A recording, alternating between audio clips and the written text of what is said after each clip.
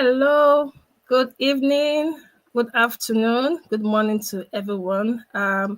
Thank you for joining us here today. And for those that also happen to watch this in the future, we say good morning, afternoon, evening, it depends on when you're watching. To audience on Facebook, LinkedIn, I think, and YouTube. Yeah. Welcome for joining and thank you for joining us today. So today's topic is about Erasmus, which is ongoing. But before we do that, let me introduce myself. My name is Ejiro Matilda Ekoko, and I'm your host for today. And we have other speakers with us, Erasmus Scholars, past and current. So maybe allow them to introduce themselves. Start with Sarah, then Busigo, then Emmanuel. So Sarah, please.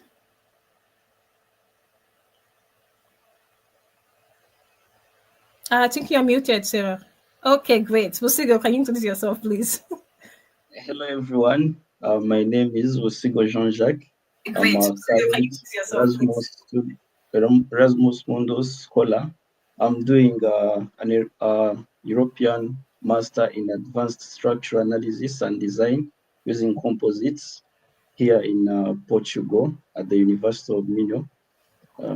Thank you. Thank you so much. And Sule. Oh, should I call you Emmanuel? What do you prefer? Okay, you're muted. Why is everybody muted? What's happening? You're muted. Yeah, call me Sule. It's fine. It's okay. Awesome. Can you please do us the honors, introduce yourself? Okay. Yeah, thank you. My name is Emmanuel Sule.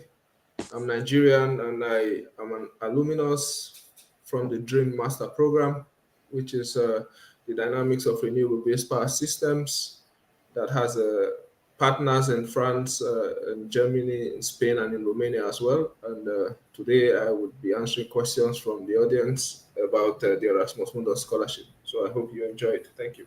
Thank you. And our lady, should I call her Lady Erasmus? Because you're the one here. So our Lady Erasmus. I'm a Commonwealth scholar, so I can't say ladies. Lady Erasmus. Okay, good evening, good morning, good afternoon, everyone. My name is Sarah Ajala. I'm an Erasmus Scholar. I'm currently in Valencia, where I'm studying joint master program for marine biotechnology. And I'll have to visit like 4 other countries: France, Lithuania, Croatia. And I'm here to answer questions concerning how it was possible for me to be here. You made 4 countries? Yeah, more than 4, but I think I'm jealous. More than 4. I don't understand. How many is your own position? How many countries is yours? Is it up to 2? Ours has 4 countries: Spain, Portugal, Italy, and France. It's a mobility course. You guys are going for holiday. You're not coming for school. You're going for holiday. Oh my God! Free travel. God, why me? So. It's a lot of so you finished yours. I won't ask you anything. Yeah, I'm done traveling, I think. See, free visa. Oh my God. Why did I? Well, I still love Commonwealth forever. Anyway, so I can see we have people on the call and I can see people on YouTube here, Facebook, and LinkedIn. Before we move on, I want to say to those on LinkedIn, this is very important information. Please, before you type your questions, click on the video. Then on the comment section on the video, you can type, because if you type on the post, we cannot see your comment on the back end. But if you tap on the video and type your comment in the video, then we get to see your comment or your questions. Please, you're also important to us, but you have to follow this procedure so we can see. Facebook is fine, just type on the comment section, we'll see it. YouTube is fine, we can see that. This is just for LinkedIn audience. So thank you so much. And we can see we have people on the chat. Like I said, thank you. Ekele from Lagos, Caleb from Ibadan, Efe from Wari, Kola Wale from Nigeria. I'm seeing a lot of people on the call, so not be shy. Let us know your name. Let us know where you're joining from. So just feel free. It's good. If you have questions, put them on the chat, and we can take it from there. So let me go back and speak to our speakers, because let's go back to the issue of the mobility, because I think that's so interesting. Let's start with what. Maybe, at times when you want to sell something, you have to attract a person. You have to tell them why this thing is sweet. So tell them what makes Erasmus so important. What makes Erasmus, maybe your preference. What's beneficial about Erasmus? maybe that can help. So since Busigo is smiling, Busigo, you can start then. Anybody can just join in. What's the benefit? What's so special? What I can say, the benefits, you get to study only when you're focusing on studies without saying that you'll be working, since it's a full scholarship. So that's one. Then you get to travel, as my colleagues have said. For instance, last year we went to France for our integration week, and I believe other programs to have such. I think that's it. Just that.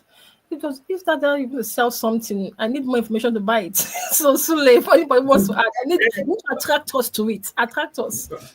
Okay, maybe I would add to what my friend has said. The Erasmus Mundus Scholarship, as we know, is a prestigious one to begin with.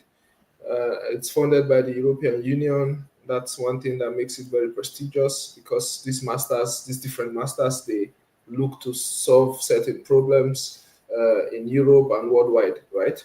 So one of the benefits you would get from being an awardee of this or recipient of this scholarship is that you get full tuition coverage, right? Your school fees is being paid for by the consortium, so you don't have to worry about paying school fees.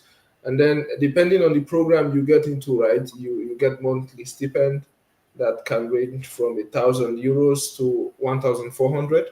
I think the new programs will pay you 1,400 per month for your upkeep as stipend. And then also for the older programs, you get €1,000 plus travel allowance every time you move, so which is good.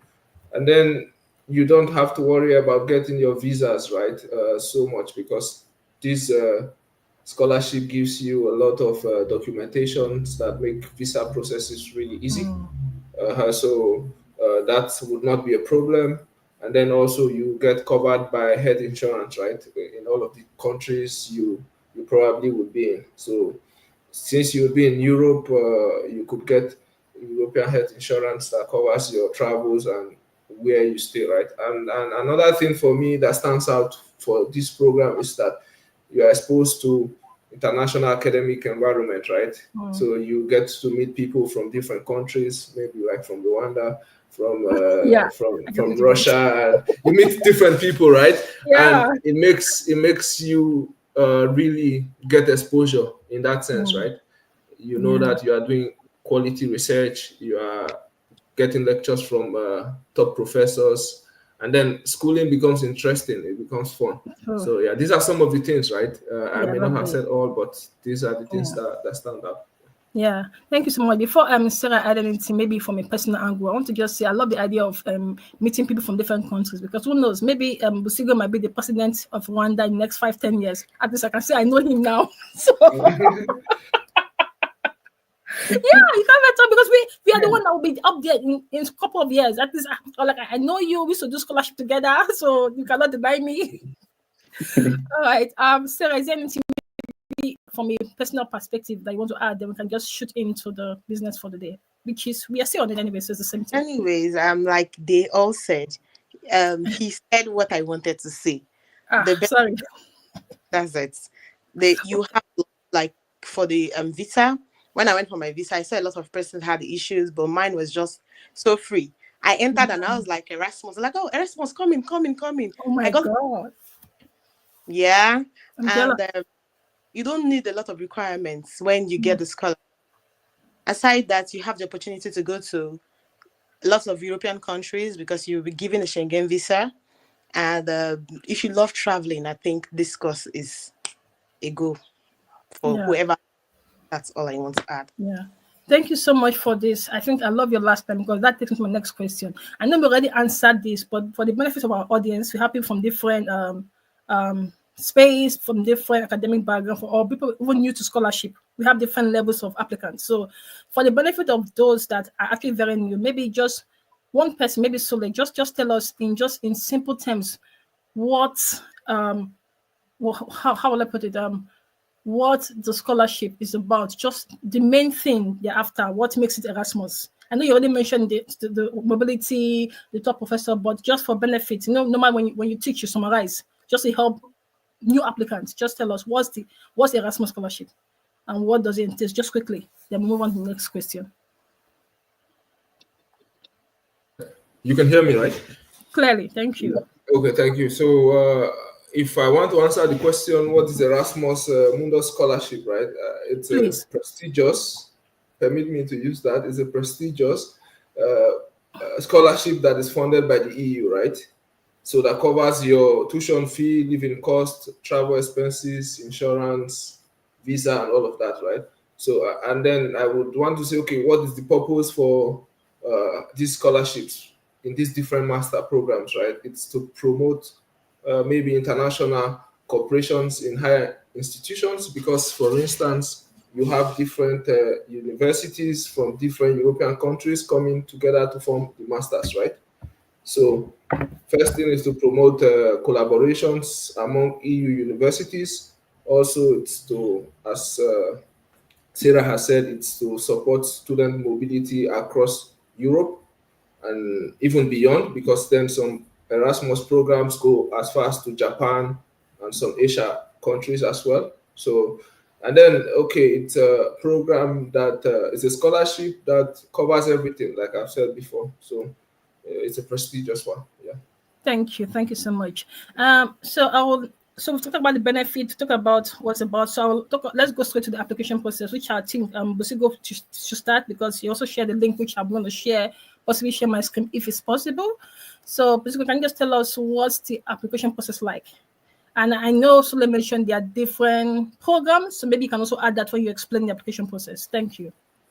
Yes, thank you. The application process, usually it's open from October to January 31st, depending on programs, of course. Then once you're doing your application, you have to make sure to check if the program is still funded. Some programs are in their last years, so it's quite hard to get the scholarship. Then one other extra thing is make sure that you get a program that is related to your field.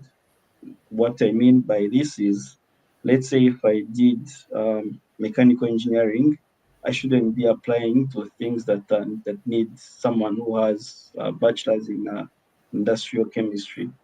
I think that's it. Then others, it's just about the requirements, and my colleague is going to cover them. I think I can complement on whatever will be missing. Okay, thank you. Just to before any of the other speakers add to that application process, do different program have different deadline? I think we need to let the people know, especially those that are new, because don't forget I said we have mix of audience. We have scholarship applicants that have been for years. We have people that are like fresh out of universities, very new. They don't know jack about it. So we have a balanced audience. So we speak in different dimensions. So can you help us explain that? Is it different program, different deadline, or what? Yeah, they have different deadlines. At the same time, they have different times they open. For instance, the one I'm following, it opened around towards the end of November, and it's closing 31st of January. Then there are some that can go till February, others close maybe like 15th of Jan. So it depends. The deadlines vary, and they can be seen on the website. Thank you so much. Anybody wants to add to that? Sarah, Sule, if I move to the next topic, anybody want to add to that? Yeah, like he said, everybody's requirement is different. Some of us, like mine was, I think 5th of December till February, mid-February. Oh, lovely. And again, they have some requirements. You have to check. It's more like repeating what he said. You have to check if your bachelor's, what you did in your bachelor's degrees, if it's what they need. You have to really check the requirements, because a lot of persons are applying for the same same stuff, and it's like I have been applying, and I had been kept on waiting list because I did not meet up the requirements. So you have to thoroughly check the requirements to know what they need. You get. Okay. Thank you. Before Sorry, Sule, just in case you have anything to add before we go to Sule and the next topics. I love what you said. You said this you've been applying, so this is not your first time, And I really like if maybe during the course of this section we talked about what the journey, because most people are like, oh, look at Sarah, look at Sule, they've gotten scholarship, they got it easy. They won't know the tears or the journey you went through in the past. During one of the webinars last 2 years, one of the applicants said he applied for Chevney 10 times. I was scared when I heard it. I was like, he was my speaker. I invited him. I didn't even know that he was a 10-time applicant. Mine was 2019. Okay. And I got it last year, so. But I'm happy because you're smiling. You're not smiling there. Now you're smiling. I think people need to understand. It's just like this quick reward. People need to understand that we have gone through this. Like you don't understand, you got it one time. So maybe during the course of the discussion, we'll get to that. But I'm really happy that you shared the story. But wow, 2019, I clap for you. Sorry, let's go on. Sule, do you want to say something to the application? Yeah, the application process, they've said everything, right? Oh, God. But then I just want them to know, the listeners to know that the Erasmus Mundus Scholarship is open to students worldwide, it's open to everybody. And then as requirements, you must hold like a bachelor's degree, a first degree, to access a master's, which is the same for any master program. And then, like Sarah has said, you have to meet specific program requirements. And these things you find on the program website, right? So some programs require you to have certain things, others don't, right?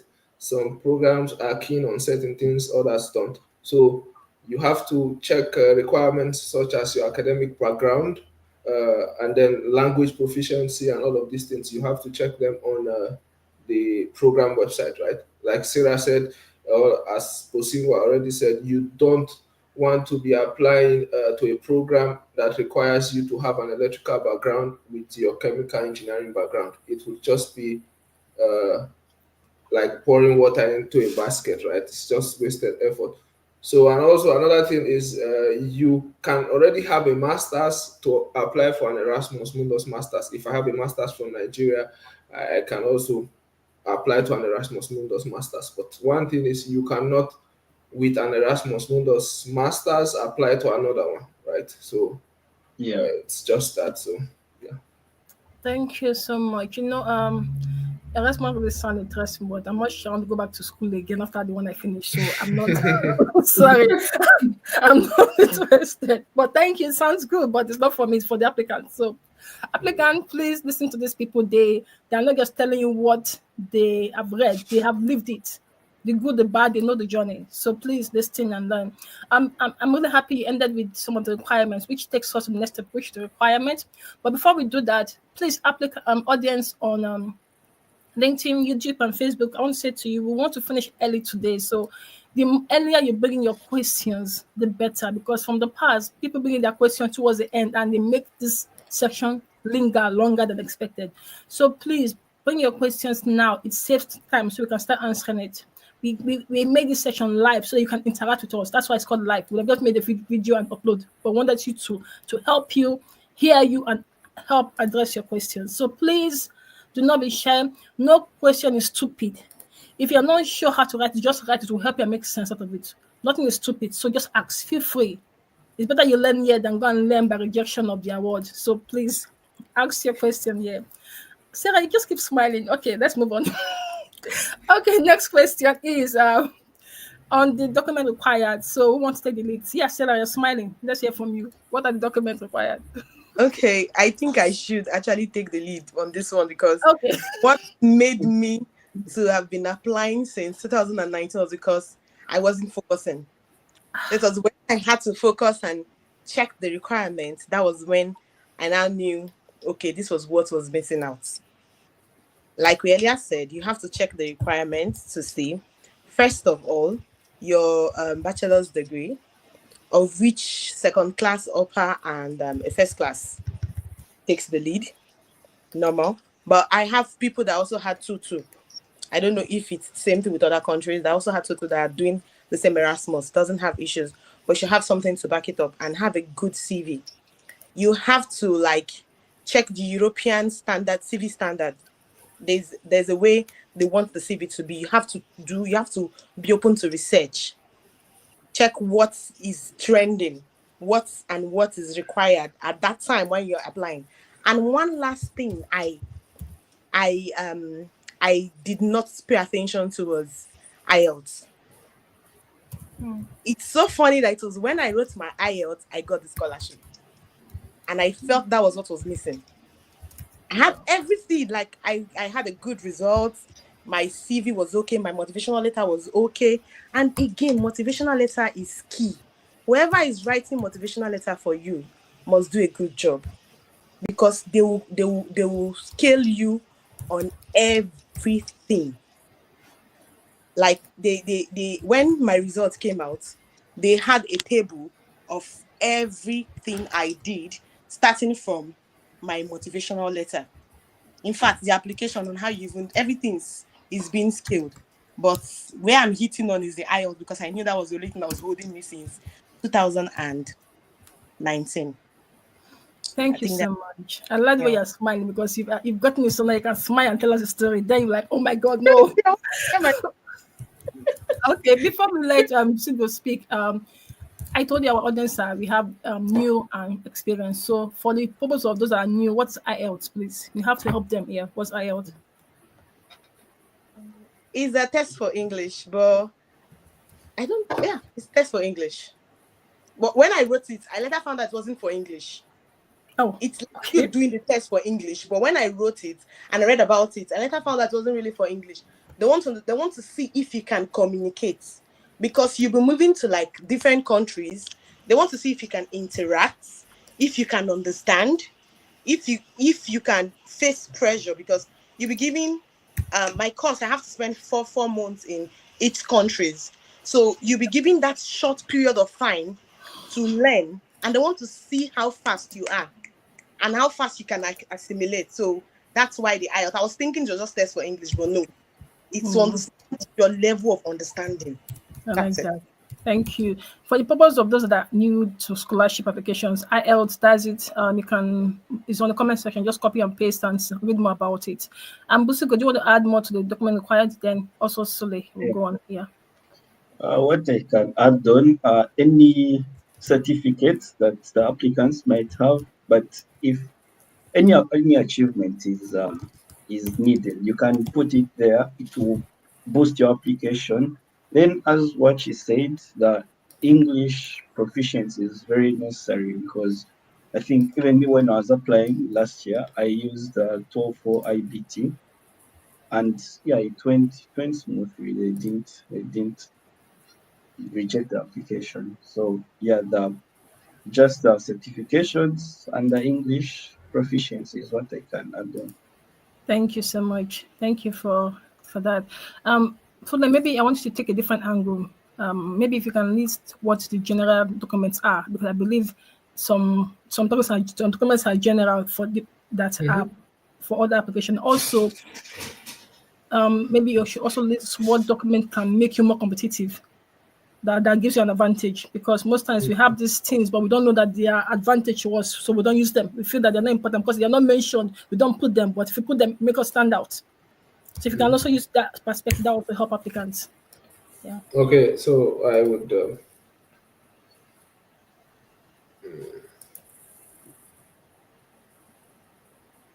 Okay, so now I'm just looking at my program as a case study, right? I'm looking at my program, and then some of the required documents you need, which I think most of the program will require, is you need a CV, right? So, and then since we're in Europe, it's common to submit your CV with the Europass format, right? Though some programs tell you, okay, Europass or no Europass, you could submit anything. But in my opinion, I feel like you should use the Europass format, because it's a format that is widely accepted in Europe, right? And it doesn't take you so much effort to convert your actual CV to a Europass format, right? So if you want to do this, it's worth doing well.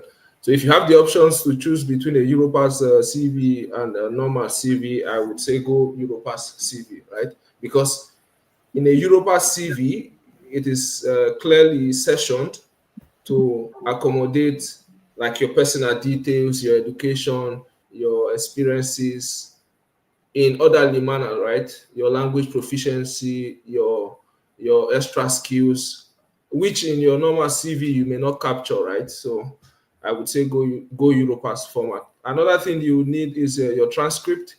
So it's for almost every scholarship. It's for grad school. When you're applying to grad school, they want to see your transcript of grades. They want to see how you've performed in your previous studies. So you need to have those documents handy, right? Another thing they would need from you in the Erasmus is your motivation letter, right? Your motivation letter basically is where you tell them why you are interested in this program. Is where you try to sell yourself. You try to convince them that okay, I have the right background, I have the necessary skills that are required to excel in this program, right? And then another thing you would need, some programs tell you, okay, if you study in an English-speaking country, you don't, you are not necessary. It's not necessary for you to submit an English test. You can submit a letter from your university that says, okay, your studies was in English, right? But then, as Sarah has said, it could just be that that English proficiency is what gives you the edge. Because once I got into the first cohort of my dream program, I discovered that everybody was a class of 11 people or 14 people. I discovered everybody submitted TOEFL, submitted an English test, IELTS or TOEFL, right? And for me, I had TOEFL at the time, not because of even Erasmus, because I was also applying to the US at the time. So I had TOEFL, and I just happened to add it to my application, right? So I don't know if that was what gave the edge, but if you can afford it, yes, you have to make that investment, you know. But if you cannot, you can then bank on, okay, submitting the letter of proficiency from your school, right? So also the programs in Erasmus, they ask also for certificate of residency. They want you to show that you are living in a particular place for some amount of years or for some period. This is because these fundings from the EU, they have certain guidelines that guide how they offer or give out this funding, right? So they want to be able to categorize you as maybe a partner or program applicant, right? So if you are a partner country applicant, it means maybe you are not residing within Europe program, you are residing within Europe. It helps them to know how much they pay you in terms of travel allowance for some programs and all of that. So that's why they always ask that, okay, provide your proof of residency, right? And during my time, it was not so hard to get. I could get this from my local government of origin. It was a letter that said, okay, the bearer of this, Mr. Emmanuel Sule, is from this town and has been residing here for this number of years. So it's as simple as that. It's not an expensive document to get, right? So these are more or less the basic documents you would require. And don't forget, they are program specific, right? Some programs would ask you to provide GRE, like if you have, right? Maybe that kind of program is more mathematical based and stuff. So you have to be really sure. And how can you be sure? It's doing your own research, going on the program website to seeing, okay, what is it that this program is asking of me? But this is about everything that every program would likely ask of.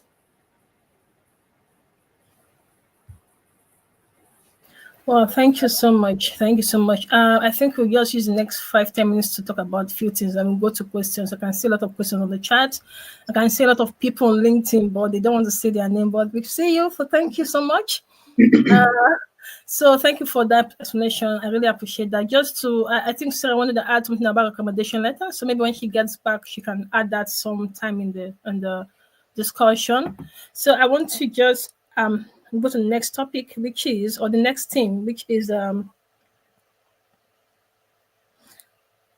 okay. You know, I know Sarah mentioned that hers was that she felt that it was an IL that caused the delay, which is fine. But I want to hear from other speakers, also, including Sarah also, is what do you think? This can be personal to you, or this can be observed from what you observe from others. What do you think is the common error that applicant make that either make them not to get scholarship or reduce their chances? What is that? If you can just speak to each so we can move on to questions. We have a lot of questions on the chat. So what is that common error that you think people make that do not make them more competitive and make them reduce their chances of winning scholarship or winning Erasmus particularly? So let's start with the future president of Rwanda. Sorry, I keep saying that. Busigo. Yeah. Okay. Thank Yeah. you. So what are the common errors? Just two. It can be personal for you, or it can be what you observe. It's fine. One of the errors that most probably people would make is not to follow the guidelines that are already there. But Right. another thing, since now we're in the era of AI, some people use ChatGPT and they forget to edit or rephrase whatever ChatGPT has given them. Thank you so So much. in case someone uses AI, they just have to make sure that they eliminate that element there because they would check. Actually, some programs they put that they don't accept the AI generated Hmm. uh, motivation letters. So it's best to just maybe use ChatGPT to improve, but not submitting without going through and changing a Yeah. little things.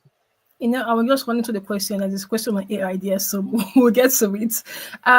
Maybe I'll go back to Sarah before Sule add something. Maybe Sarah, you can pick up from that motivational letter that you mentioned, or recommendation letter, and also add maybe two things you think applicants do or error or mistake they make that don't make them. But you can just share your story, it's fine.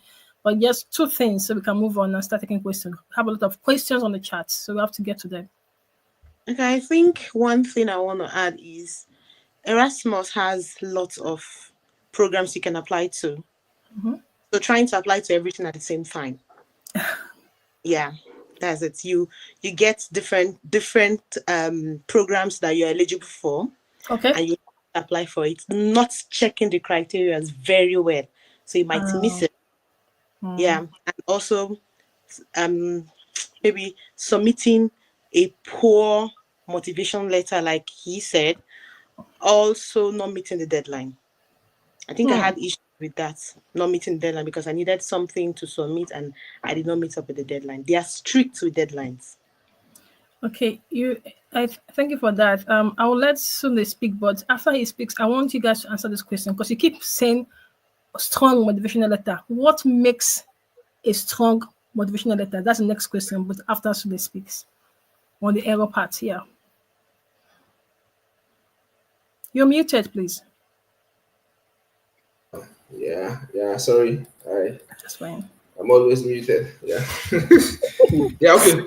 But then some of the common errors that I from experience, right, that I have noticed that people make maybe from reviewing letters for people is, like Sarah has said, you are trying to apply to different programs, a lot of programs, and then you are using generic documents for multiple programs, right? So I'm taking this SOP that I'm using for a STEP program, I'm submitting the same thing for another program. Maybe I'm just changing the title of the program, and then I'm waiting to get a positive response. Sometimes you get, if you are lucky enough, but then most times it's often sad you don't get, right? And also incomplete documents, right, and not adhering to application instructions, because then some of these programs, they tell you specifically what to do concerning certain documents, but sometimes we fail to adhere to that, right? Okay, take for instance my dream program. They have a template for motivation letter, right? And then this template, they ask you 5 different questions which you are supposed to respond to, and they say on top of that template, they say submit this motivation letter with this template, right? And then I see people send me their motivation letter to review, and then it's just on Word, right? And I'm like, are you sure you've read the instruction on this website? Because for for a program that is competitive, that have over 1,000 people applying. Once they even see that you are not following the first instruction they give, they don't bother looking at it. You are helping them save time, right? So incomplete document or not following instructions to the letter can be a problem that most people encounter. Also, when you apply to programs without the right background, we said this in the beginning, right? I'm taking my chemical engineering background to apply to another program. I'm not saying, don't get me wrong, I'm not saying people cannot switch backgrounds with the Erasmus, right? If I have a work experience in a certain field and I have certain degrees, I can switch. I give you an instance. If I have a degree maybe in project management and I have been working in the solar industry, I've been designing PVs and controllers for these PVs, integrating them. That experience alone can help me to get into some programs that may require electrical background, right? It's depending on how you are able to show that, okay, I have what it takes, basic requirements to meet this program, right? And another thing, we've already said this too. Some errors people make is they say to you, submit standardized test or submit TOEFL. Some programs are strict on it, right? If I remember correctly, I was looking at the program some years ago when I was applying, maybe the STEP program. I don't know if it still has funding now, and they were strict on submit TOEFL or English test, right? Sometimes they say English test, they tell you submit TOEFL or IELTS or Duolingo. Some programs say we don't accept Duolingo test, and then you submit Duolingo test, and you're expecting to get a positive response. Then it may not work out, right? So the point is follow instructions to the letter. If you are not sure, you can always send an email to the the office, right? The program office, to say, okay, I'm trying to do this. This is what I have. Is it acceptable or not? Because like in my program, I would always give this example. I wanted to submit a reference letter or something, but at the time there was strike in Nigeria, right? So I could get my professor to help me get the recommendation letter, but because universities were closed, he couldn't get a stamp on that. Like, he couldn't get the official stamp on the document. So I wasn't sure if it was going to work or not, right? And then I had to mail them to say, okay, this is my situation, and they say, okay, it's fine. But then some programs, I have seen programs, because then I have looked through a lot of programs I was interested in, that says your reference letter must be in the letterhead and it must be stamped, right? So if you put it in the letterhead, you don't stamp it, they may not even look at it. So these are the errors that people make. Maybe because I have 5 or 10 programs I want to apply to, I want to quickly finish everything, and then you end up not giving quality applications. So, yeah. Thank you. Thank you so much. That will be brilliant. Thank you. Our audience, I want to say this to you.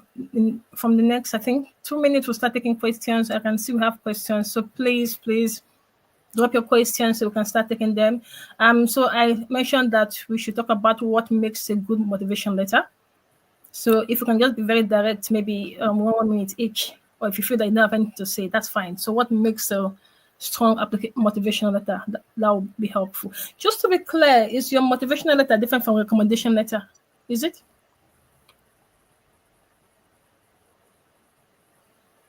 Yeah, they're different. They're different. Okay, why don't maybe one person talk about recommendation and the other to talk about motivation, or vice versa, whatever, just so people can understand and also what makes a strong one. They can go straight to the Q&A section. Should we start with Sarah? Then maybe Busigo, then Sule. Yeah. Okay, talking about the difference between motivational letter and recommendation letter, right? And what makes a strong one in each of them, in each case? Yeah. A motivational letter is what makes you, like, why you want to do the course. Okay. What you think, when you're done with the course, what you want to contribute to the nation or anywhere, I don't know. Why recommendation letter is someone talking about you and giving like giving good feedbacks about you, which must come from your lecturer. That's what I understood when I was applying. So, what makes a good motivation letter is, one, your purpose must be clear. You must have a clear purpose. Like, I think my own time I had to explain because my course is marine biotechnology. So I understood what marine biotechnology was about. So everything I wrote was centered around the marine biotechnology and what I want to use it for when I am done. Because I was meant to talk about my motivation letter when I went for my interview. I think I've said one, so my colleagues should say the rest. Thank you. Okay. And maybe Busigo can also add I think Sarah mentioned in terms of motivation letter, why you want to apply the course. Is it just a course or also the scholarship? You know what I mean, right? Or are they together? They don't separate them, and then also the other questions you ask. Yep. Oh, they're together. We are together, but Okay, fine. Okay, go on. That's fine. What I can add on is that in the motivation letter, you have to sell yourself as well. Yeah. That goes hand in hand. You sell yourself and you say why you want to study that specific program and what you would do with it. But she had said that before. Thank you. Before Sule speak, sorry I'm saying this to you, Busigo, but I think Busigo in this webinar is just playing this cool with us, but in his application, he's like, give them everything they want. Because instead of selling yourself, you're just being calm. But I'm sure when he's writing, he's just writing everything. It's not this cool on the paper. So that's fine. I'm just teasing. Emmanuel, please. Yeah, I just would repeat what they've said, but maybe for people who are new to this space, like to apply to scholarship, right? Your letter of motivation is the same thing. It's what some other people will call statement of purpose or motivation letter. It's the same thing, right? It's basically where you want to introduce yourself, right? What you want to do, what are your goals. It's a place where also, so it can have different structures, right, depending on the program. Yeah, but most programs, they just tell you, okay, give us a page of motivation letter, a page of motivation letter where we want to know about you and stuff. So basically, what makes a good motivation letter, in my opinion, is that you have to structure it well, right? You have to maybe have maybe 2-3 paragraphs in a structured manner, orderly manner, right? So for me, I would say a good motivation letter should have an introduction, right? Where typically you try to maybe catch the attention of your reviewer by introducing yourself. Some people in the past, I have seen people who introduce themselves by telling stories about maybe their background. No, I'm not saying tell stories that, okay, you were suffering before now. No, that's not the point. You are telling story now that that catches someone's attention to want to see where you are driving at, right? So people use storytelling to capture attentions of their reviewer, right? So you should have an introduction where you talk about who you are and why you want to do this program, right? And also the main body of your motivation letter should, as Posingo has said, right, you should sell yourself. It should contain your academic background, your professional experience if you have, and also why I want to do this program, right? So, and then normally I would advise people, you conclude by also telling them what the program will do for you, like what your career aspirations are. So if I finish my master's, what do I want to do? Do I want to do a PhD? Do I want to get into industry? What will these skill sets that the master has afforded me, what will I use it for, right? So you can conclude on that note. So a good motivation letter will be one that highlights your academic and work experience, that's if you have any, and then always make sure to proofread for clarity, right? And now people use a lot of AIs to write motivation letters. I wouldn't say it's a bad thing, but I think it limits your abilities to actually really show how you feel about the program, right? Because if I just tell ChatGPT to write a motivation letter for this program for me, right, it just gives me generic responses that might look cool. The English, the setup might looks very cool, and I say, okay, I go with this. But then before now, when we were applying, maybe we were so unlucky we didn't have ChatGPT at the time. Yeah, We so I had believe to we had to think for days, right? You don't write motivation letter in. Okay, let me speak for myself. I couldn't write motivation letter in 1 week, maybe sometimes 1 month. Maybe I'm writing the draft, and then maybe I'm outside chilling with friends or walking, and then I'm watching a YouTube seminar and somebody says something that gives me an inspiration, and I go and edit again, right? It takes maybe 2 3 weeks before you finally come up with something you can give to somebody to help you review. And then that really that kind of letter really shows your motivation and who you are and what your drive for that program is, right? You can use AI to, like Bosingo has said, you can use AI to uh, structure your letter to make it more refined, but it should not be what gives you the main message in your motivation letter. Because these people, they check, these people know. If you read a motivation letter written by AI, you would know, right? And then also it should be free from errors, right? You should check that your tenses are correct. Then those days we use Grammarly to check tenses. We send it to somebody who was in the US then, and then they oh my spent god, 2 days. remember?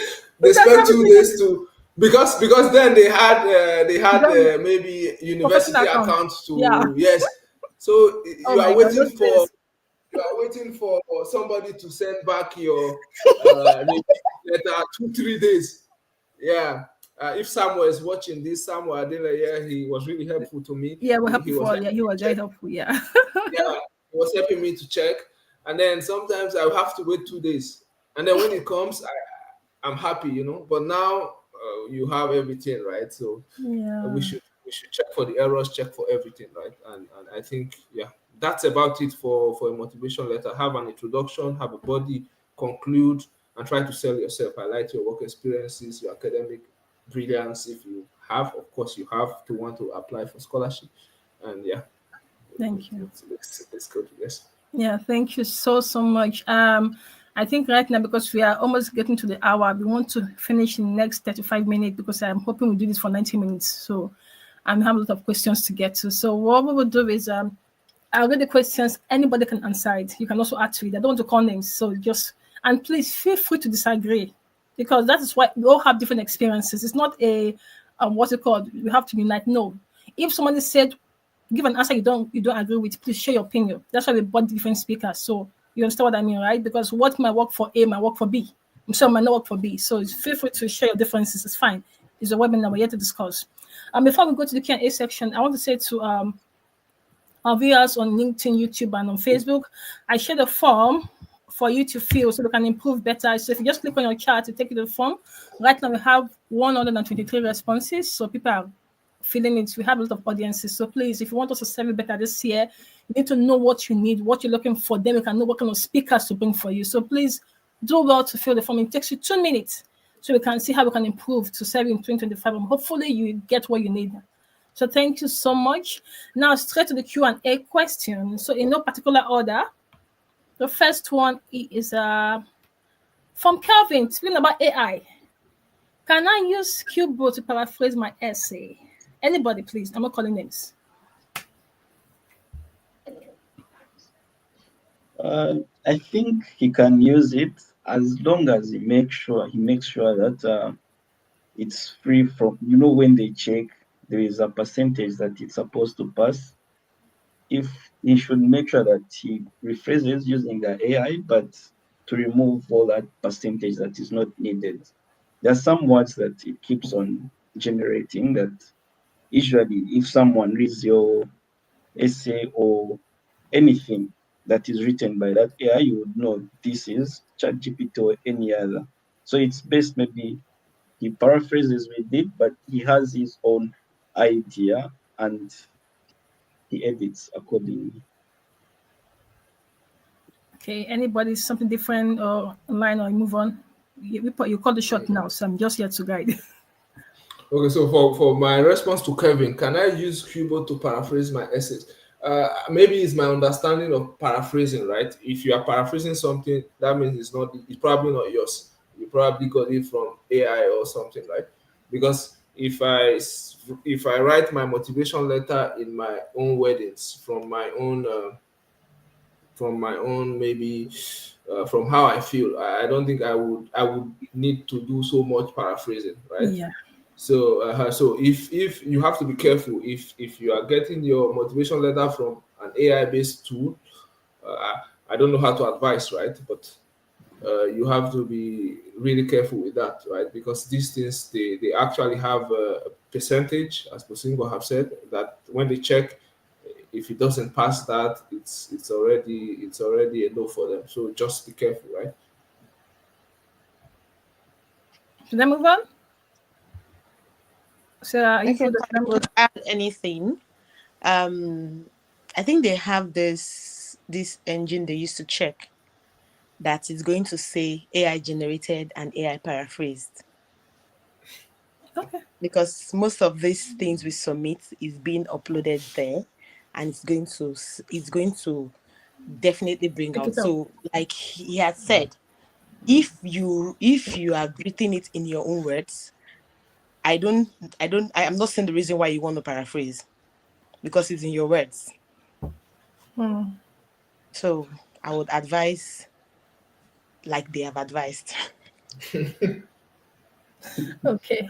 Or maybe let's also use on that sharing. Maybe Kelvin does not mean paraphrase. Maybe he meant to improve. Maybe for grammar error. I'm just looking at all angles here. Okay, it's a balance panel. Yeah, it's possible. It's possible he means to improve, right? It's possible he means to improve. He wants to. Of course, you can have good use for AI, right? If you are using Grammarly to check your tenses, to restructure, it's a good use. So if he means to improve, why not? Why not? Okay. Why not? Yeah. Okay, thank you so much. From Richard, going to the catalog, M-Plant Plus has no funding for this round, only self-funding category. I believe this is a statement, not a question. So move on. Or is this wrong? I don't know. You can always come back to it. Next question. Yeah. Should I go on? If I go back, that's fine. No, I think on his own, he will have to check, because at times the fully funded comes first, then partially funding comes second, then non-funding comes last. I think something like that, because my program has the same. The first one that comes out is the fully funded. Then they list how the application goes. They'll tell you fully funded is from this period to this point, this period. Self-funding is from this period to this period, and partially funded is from this period to this period. So he needs to always check to see when the application will come out for the fully funded. I don't know if I answered. Thank you. I believe you answered the question, but for me, I think you made me have more questions for you. Is Erasmus partially funded also? I'm not understanding what is partially funded. Is it Erasmus or the program itself? The Erasmus has the fully funded Erasmus. That's the one we doing. Then we have the partially funded. I had no idea. In my course, because we were like 32, and I think 20 is fully funded, and a percentage some sets they are partially funded, because I know of some, but they will give them the mobility money. Yeah, so there are some things they will pay. Why? Because they are going to, it's a mobility course, they're going to be going to different countries. So they will give them a certain amount of money. Why? Because I remember when I was trying to apply for embassy, I was placed on the waiting list. Then later they said it was partially funded. I got. Okay. So it's there, even in my course I'm currently doing. Okay. So the Erasmus was self-funded. Did they give you anything at all, or mobility from? No. And it's called Erasmus. Yes, because in Spain, where I am currently, I have some students doing Erasmus, and it's still a mobility course, but I think they are not masters, they're bachelors, and they are self-funded. I thought the idea of scholarship is what is called scholarship. Like Commonwealth is scholarship. Erasmus. I On don't that, understand why something is Erasmus. on Is that, Maybe I just quickly say something about that, right? The Erasmus Scholar Masters, right? It's not the generic masters you have in universities, right? okay. These are different universities coming together to form this master degree, right? Okay. So in the end, you have maybe three different master degrees or two, depending on your mobility. So for a fully funded Erasmus Mundus Scholarship, your tuition and your stipend and everything is covered, right? And then they also have slots for people they give partial scholarship. Sometimes they call it consortium scholarship. So these ones are not funded by the EU per se. They may just lift, these universities that come together may just lift the burden of tuition from them and say, okay, you don't have to pay tuition, right? Because your applications were good enough, but we don't have enough space for fully funded scholarship for this year. So maybe don't pay tuition, right? But then you have to take care of your own living cost. Some programs, that's how it operates, right? And for implant that he's talking about, I just checked the website. They don't have a Erasmus funding for this period this year, right? So maybe the funding for that program has stopped. They probably have to reapply for funding to be able to give out scholarship. Now on the website they are saying only self-funded people, only people who can pay their tuition to actually do these masters are people who accept this time, right? So there's no scholarship according to the website for that program in this application cycle. So normally these programs they get funding from the EU for a particular admission for a particular cycle, right?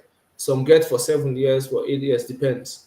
And after that ends, they have to reapply for funding, right? And then the EU has to look at what impact that program has had, which people have graduated, maybe on some metrics, the way if that program should continue receiving funding or not, right? So some programs they stop being funded and people no longer get into them with scholarship, and others when they reapply for funding they get funding again to be able to give students scholarship. So it's like that. So for implant, except he wants to go self-funded, this 2025 to 2027 has no scholarship as it has stated on the website. Okay, thank you so much. If I go to the next question, I think Busigo shared the link on Europass. I don't know. Can you just tell me what's about? It's on the chat here. I'm displaying it so we can move on. What's the link about? The link is would help to create like a template. You just have to put in or you can have your CV, but from that template, it will give you a Europass CV. Okay, The way perfect. things will follow each other. Thank you. Thank you so much. Now, next question, Favor. Hi, Sule. Okay, so Sule, this is for you. Hi, Sule. Some Erasmus program I have come across have mentioned they don't take into account the expiry date of the English results. Can we use an expired TOEFL result for applications to your program? Yeah, I know Favor. Favor have asked me this question personally before, and I would still give you the same answer on air, right?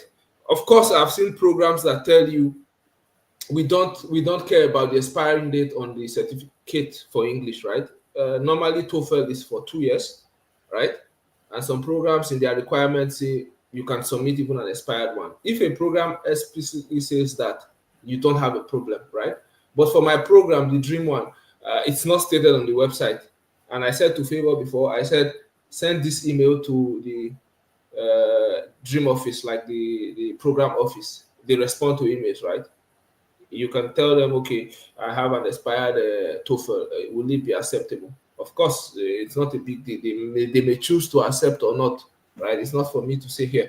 But there are programs that do accept expired TOEFL. I have seen such programs, right? I just don't remember now, but I know I have seen such requirements on the list of instructions on the program. So yeah, just ask the Dream office if they would accept it. It's fine. You can submit. Thank you so much. This is from Karen Mark. Greetings to the panel. Last year, I was placed on the waiting list and it didn't go through. This year, my program has not been awarded funding yet. That's it. Network, I don't know what that is, but it continues. This year, the available program requires a BSc transcript with 4 semesters, but I have a credit load transfer and 3 semesters. Can this fill the BS requirement? Carry from Cameroon. Okay. I can go back and take the questions again. This is the first bit of it.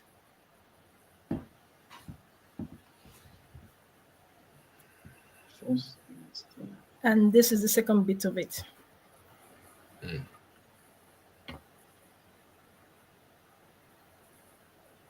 Yeah, but then my question to Carrie will be, do you have a bachelor's degree certificate? Were you awarded a bachelor's degree after this 4 semester, after this credit load transfer and 3 semesters? Were you awarded a bachelor's degree? If you were awarded a bachelor's degree, then I think it's fine. If not, then I would say you ask the program people, right? Because as part of requirement to get selected for this scholarship, you need to have a bachelor's degree or an equivalent, right? An equivalent could mean different things, right? We don't want to get into that. But yeah, if you were awarded a degree of some sort that gives you access to a master's degree in your home country or even in Europe, I think you should be fine, right? Okay. Should I move on or are you good? Can I move on? Okay, good. I move on. And this is from Favor from LinkedIn. For Erasmus program that requires interviews at the second stage, what are some tips for success you could give in this regard? What are we to expect? Sarah, do you want to take this? I know that's hard.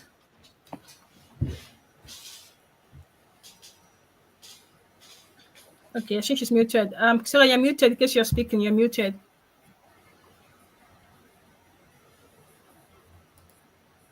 Okay, so Busigo or Sule, anyone can take it. It's fine.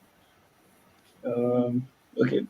I believe for the interview, to have a successful interview, one of the things you need to be in a very quiet place, most probably in a room when you're alone, Obviously, to avoid disturbance. Yeah, that's one.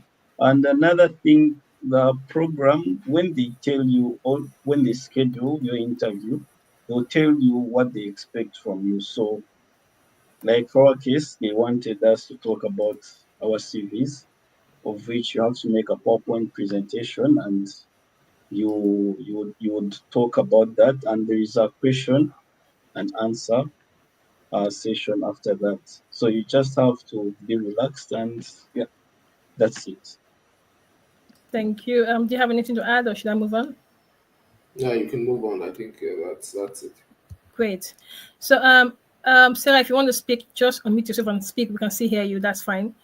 This is from FA from LinkedIn. What's the difference between SOP and LOM? So, what's the difference between statement of purpose and letter of motivation? Anyone can take it. I'm not calling names again. Please just fire on. It's fine. To me, I believe there's no difference. They are all the same, just maybe called different names. Mm-hmm. Yeah, I think it's they can be used interchangeably, right? So they mean the same thing. There's no difference. Yeah.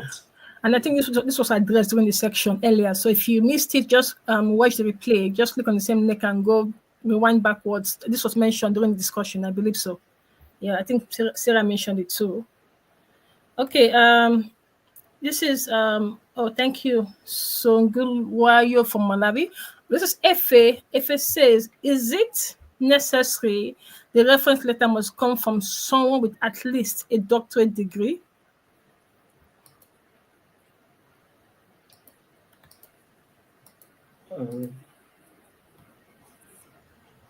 Is it necessary that the reference letter must come from someone with at least a doctorate degree?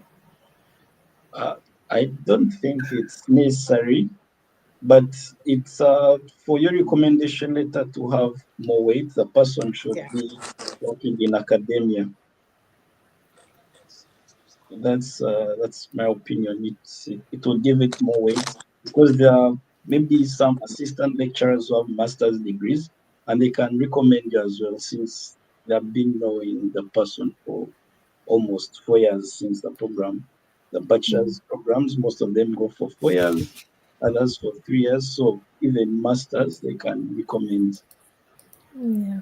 I was about to say that because I'm an assistant lecturer and I give recommendation letters, so and I don't have my doctorate yet. I have not finished. So you're right. It's about the association and knowing the person and being academia. That's if they require an academic. Yeah. Should I move on or does anybody want to answer that?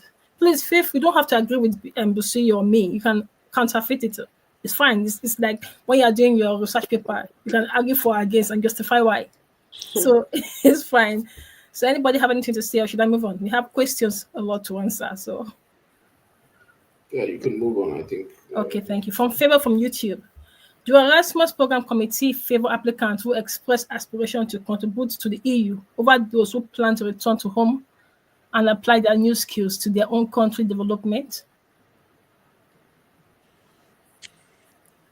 I can answer this. Okay, I please. think like we had previously spoken about the motivational letter, which will have to express your reason why you want to go into the Erasmus stuff. And most of them, they might not want you to come and stay in their country. Some of them might not want you to come and stay in their country. They want, because the reason they are doing this Erasmus stuff is to spread the knowledge. So they want to hear or they want to see that you want to come and learn and take it back to your country. Because I could remember during my time when I was doing my interview, the person that interviewed me was asking me, why do I think I want to go for this stuff? And I had to explain that in my country, we had these issues, we have these issues. So I think coming over to learn and bringing it back to my country was going to be a plus to my country. And I saw them smiling and they were happy. Yeah, I think it also give you an edge. That's it. It will give you an edge. Yeah, I don't know if... No, please go on, sorry. No, I don't know if they have have another answer to that. But well, I will let them speak, but before they speak, I want to speak for you because common words, the essence of the common word is for you to return back to your country. So there's no way you want to tell we them had about a program. We had a program in Abuja where they called all of us together and they said Erasmus is not a Japa means. It's for you to go and learn and come back. Yeah, we had a program in Abuja where they gathered all of us and they were like, Erasmus is not Japa. You must come back to your country. So I think the program is even around you going back, because if you're staying in a place for like 4 months, I don't know how you want to stay in that country. Like you're meant to spend 4 months here, you move. That's my own course. I don't know about others. My own. You stay 4 months here, you move. You will not even be settled to think of staying back. So with the mindset, you telling them you want to learn and go back to your country, I think is an edge. Okay, thank you. So before I listen to hear from Sule and this Busigo, I want to say to Sarah, please, our audience are international. We don't only have Nigerians, we have Cameroonians, Malawi, a lot of people from Asian countries. So I want to ask you for their benefit, what is Japa? Because they don't understand. Okay, Japa is like you want to go out of your country for a better life somewhere else without the mindset of going back to your country. Okay. So that's Japa. Sorry. Now Busigo understand us. Okay. All right. So anybody? I can see the confusion in his face. I'm sorry. Does anybody have anything for or against in the question so we can move on for favor? Any other responses? Okay, we're good. Thank you. Now this is for you, Sule. It says, "Hi, Sule. Some Erasmus program I've come across have mentioned that they don't take into account the aspiration. I think we've done this before, right? Yeah, he has answered it already. Yeah. Okay.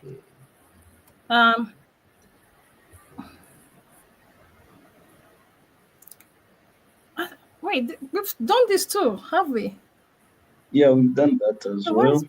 Typing in both LinkedIn and okay, let's just move on. Okay, this is from From far day. Thanks first. You're welcome. My question is, can we edit the Europass CV by converting it to Word in order to make it more concise and solidify it? Does it have any effect on the selection?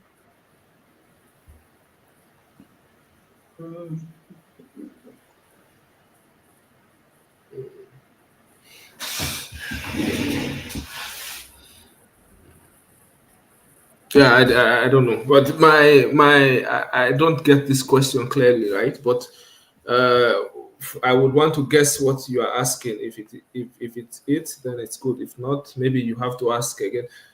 I feel he's saying because when I was applying, right, I didn't have this link to the Europa's website that Busigo has shared now, right?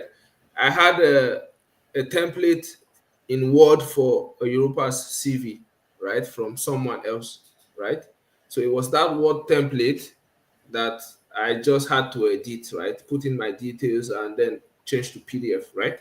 But now we can go on the website, Europa's website, put in your details, and it generates for you a Europa's template, right?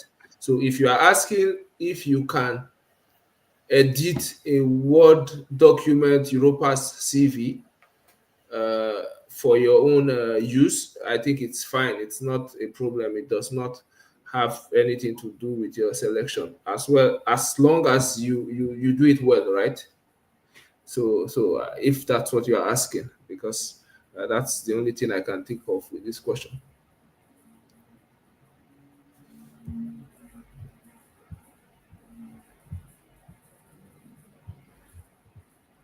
Yeah. Oh, should I move on? I thought somebody wanted to add something. Okay, I'll move on. So this is from Chukwudi. Please, the program I applied to listed my country, Nigeria, as an English-speaking country, and I need not submit an English test. Do I still need to send an English test since it's advantageous?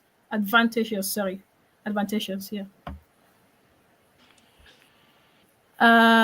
Sarah, because my audience have some kind of disability, some have visual impairment, some you have to like be audible, please. That's why I say I read out the questions. So I think and I know okay. the English test is necessary. If the person had joined from the beginning, heard when we talked about the English test, it's a very competitive stuff. Everybody's applying for it, and you need something to make you stand out. And the English test, like I said, is not about English. It's them knowing if you can communicate. And I think it applies to all the other English tests. It's not just the IELTS. So submitting it is just the way to stand out. Because I feel that's the reason I have been applying and applying and applying. Nigeria is an English-speaking country, but I was being kept on the waiting list. And immediately I did the IELTS, I was surprised I got it on the first application. Yeah, can I say something? Yes, while I agree with Sarah because I'm a product of submitting TOEFL, right? I've also seen people who get into Erasmus programs without submitting these things too, right? So if you have it, why not, right? Because if you don't have it now, Chukudi, and you want to start running to go right IELTS, I don't know when the deadline for that program is, but if you don't have it, my own advice is you could still go ahead and submit, right? Because according to you, the program has listed Nigeria as an English speaking and say you don't need.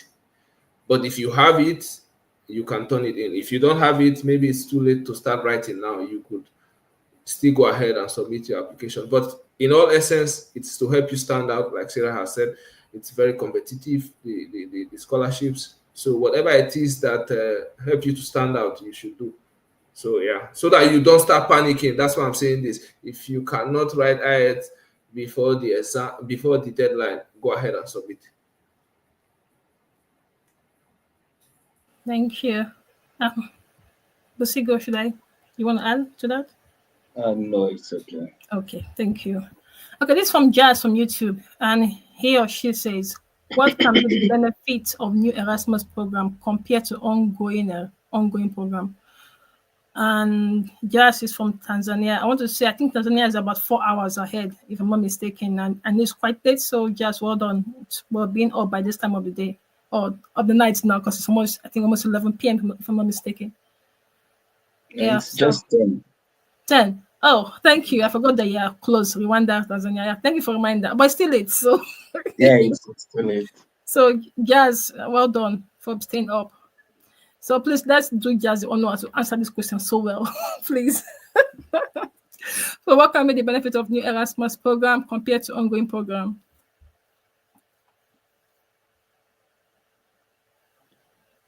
Can I answer it? Please feel free.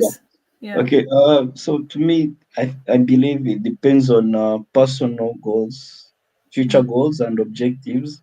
So the ongoing program, as long as it's funded, that's good, because if it's not funded, you'd have to, if you want scholarship, you'd have to wait for it to receive more funding. But if maybe the new program matches with with the future goals, it's okay. It would be more beneficial. But if the ongoing does the same, they're equally the same. So you would choose according to what you want in the future. Thank you. Does anyone want to add to that? Okay, maybe for me, the new programs, right? The pay is different. For the new programs, you get 1,400 euros per month, and the old programs they still pay you 1,000, right? So, but then with travel expenses, which you don't get in the new program, right? So, if you are looking in terms of money, that's out there. But every other thing that Usingo has said is it depends on what you really want to do with the masters. Yeah. That makes sense. Thank you. So we had a comment from Karim Mark. He said, yes, Sule, I have a BSc. So I will take you back to the question just in case you want to add to it. So I think he asked, this year, the available program requires a BSc transcript with 4 semesters, but I have a credit load transfer and 3 semester. Can this fill the BSc requirement? So he said he has a PhD. So do you... Of course, in my opinion, yes. Of course, you have a BSc, it's sufficient.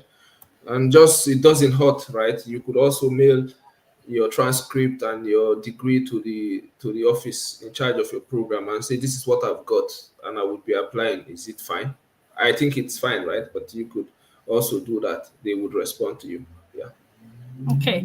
This is from Hike. How long does it take to write and get certified in IELTS, and at what fee? Philemon from email. Well, I will have my own say, like, do your researches on the internet, but for the sake of the speakers, if they have the knowledge you want to respond, please feel free. Otherwise, I would say go and do search. Is the search just internet? Do search and find out. But if anyone wants to answer this, that would be nice also.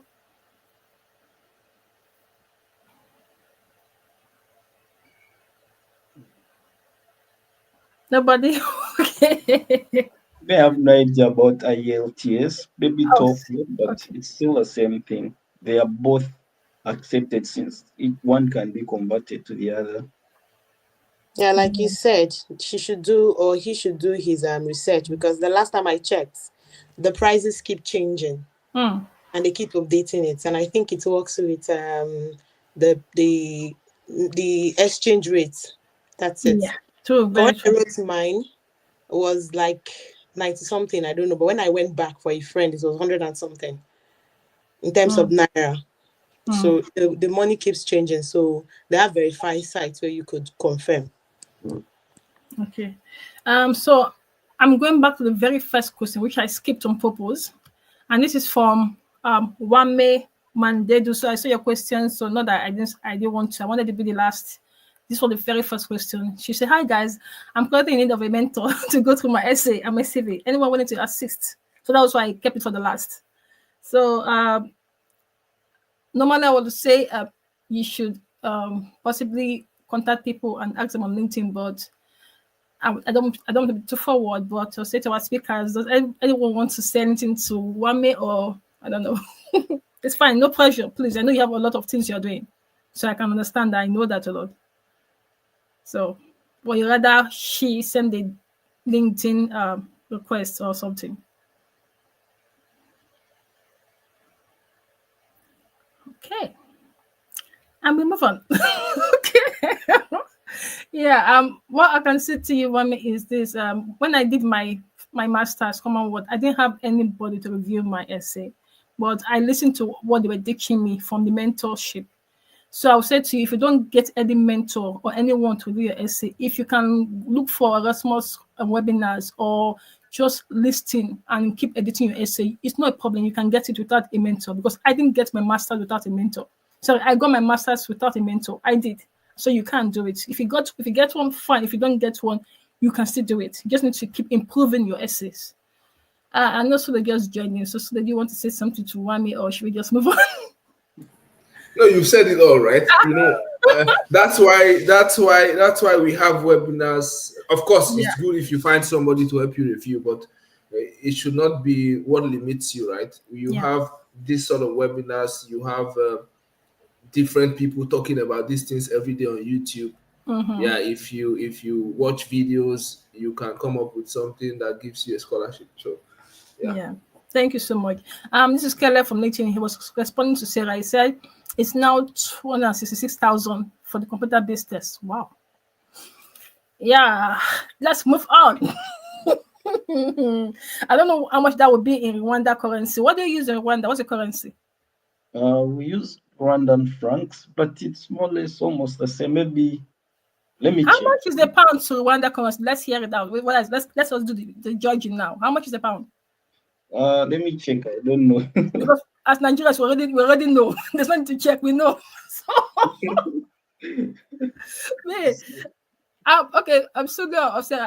How much is a pound or a dollar? Okay, let's use. You guys use euro, right? So how much is? Yeah, I use euro. Now, a pound to Rwandan francs. 1 pound is 1,700.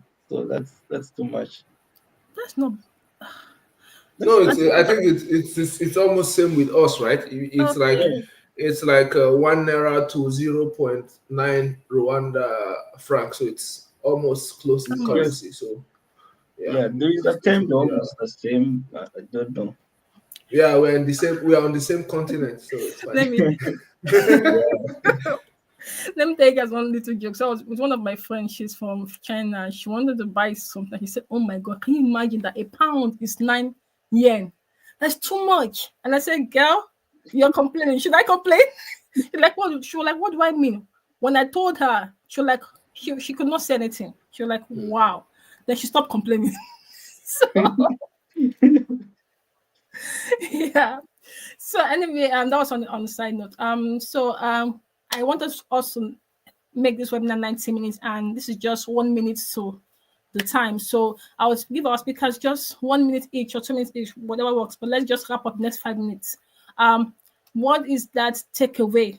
What do you want the audience to leave here with? Maybe if there's anything that we have not said that you think is important, they have to know, or something that you think just maybe people, it's their first time, they are like tired, or they feel that they've applied for 10 years or 5 years and it's over, they can't do it anymore.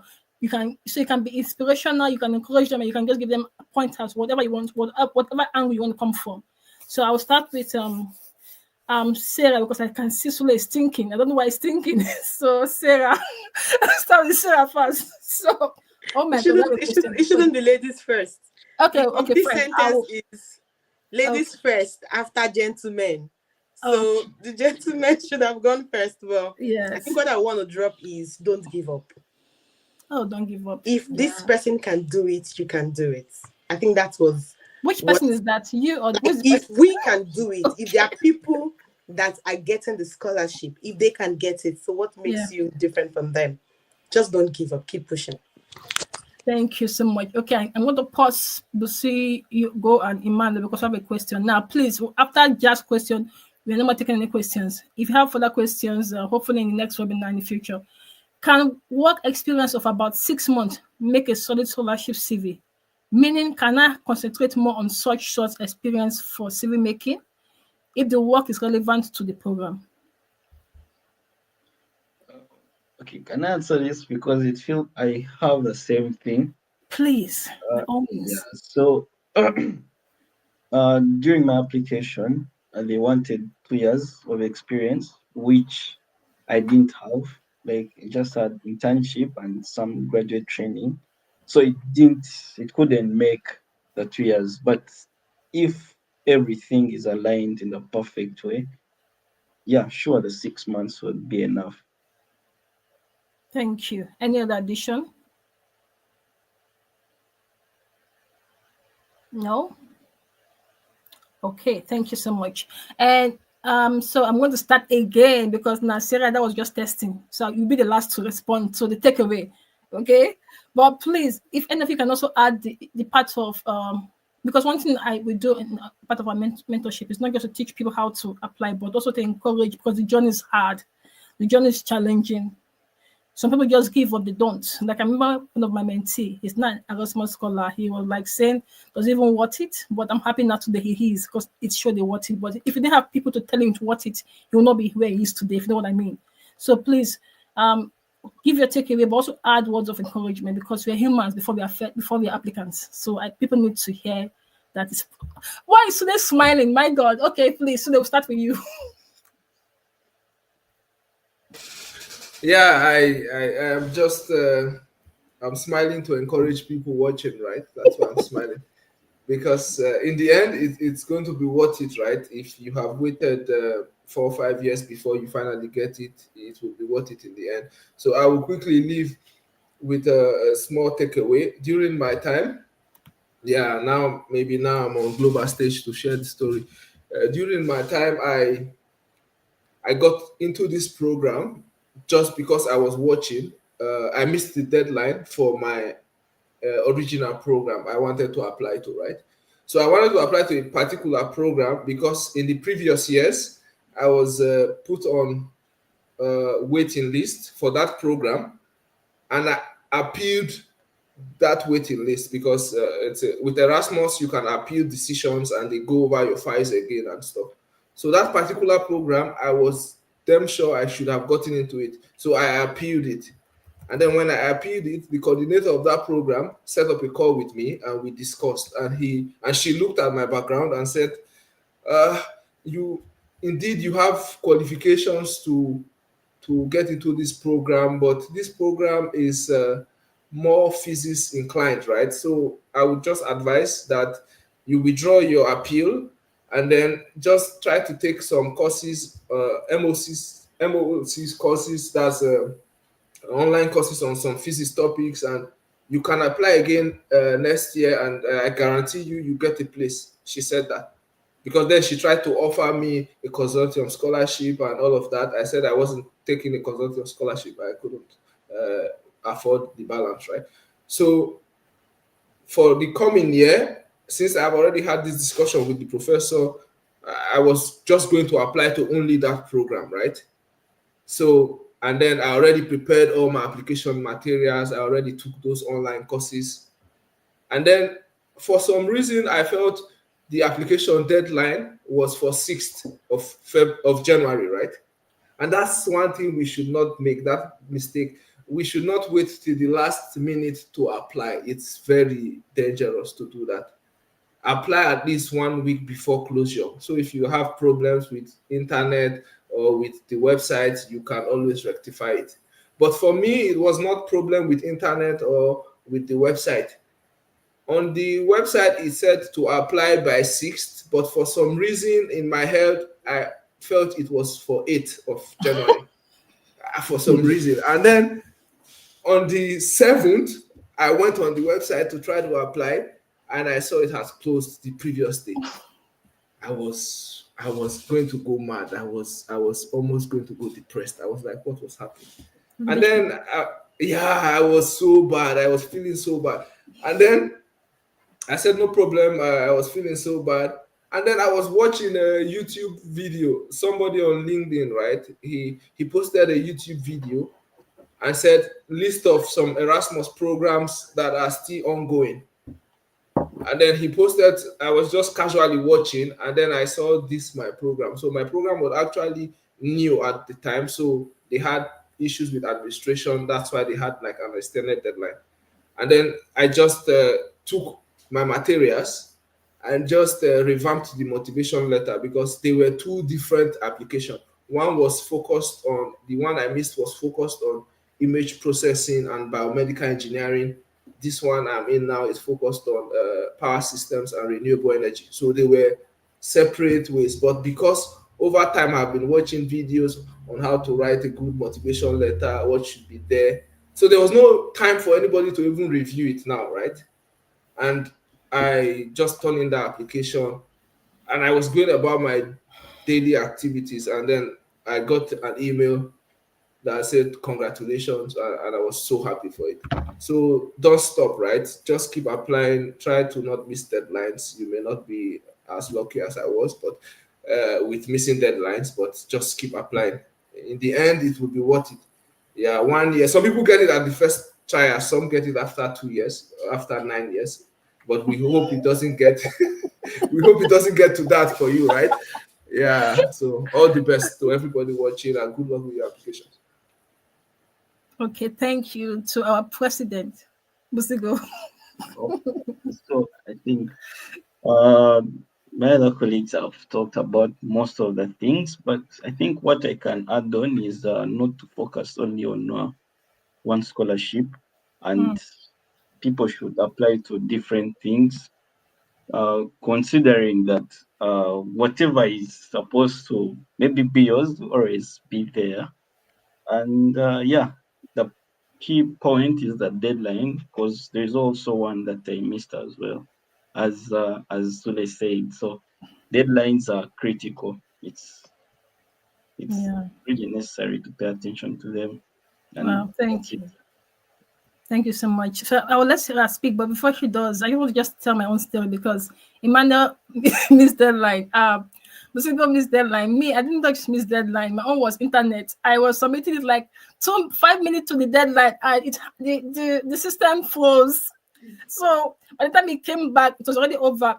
It was Chevney, and I emailed Chevney like, sorry, they cannot. I waited the last minute. As in, I was honestly, I cried. I was looking at my hand, all my hard work. So it didn't go through. So yeah, so if you can apply any, like I said, please do, and always follow. So back to Our Lady, please. Your final tips, then I think we'll call it tonight. Okay, I think what I want to leave after the don't give up. The second one is be ready to be a researcher. Always research, always check and make use of the search engines we have. Make use of all the tools you have. It's going to come handy. Nothing is not important. Everything is important at this point. And just know, I don't know if I'm permitted to use the word, you're in the battlefield. It's competition, of course. Yes. It's competition. Survival of the fittest, and be willing to be the fittest. That's it.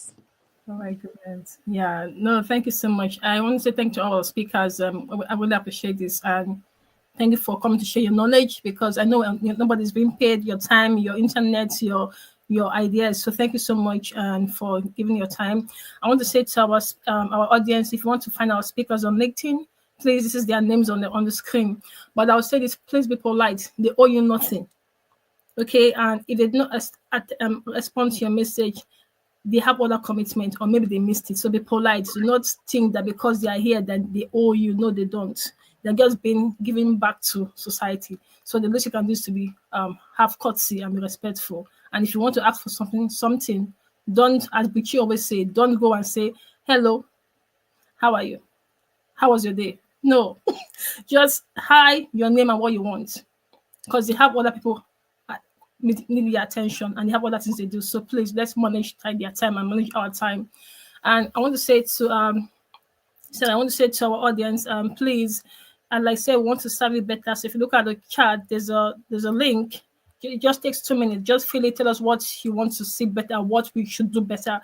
That way we can serve you. So I want to say to our speakers once more, thank you. If you want to watch the replay of the section, just click on the same link for the advert. It takes you back to the section. I tell people, just sit down later and go through it and pause and learn things. That way you can improve. And at the end, it's going to worth it.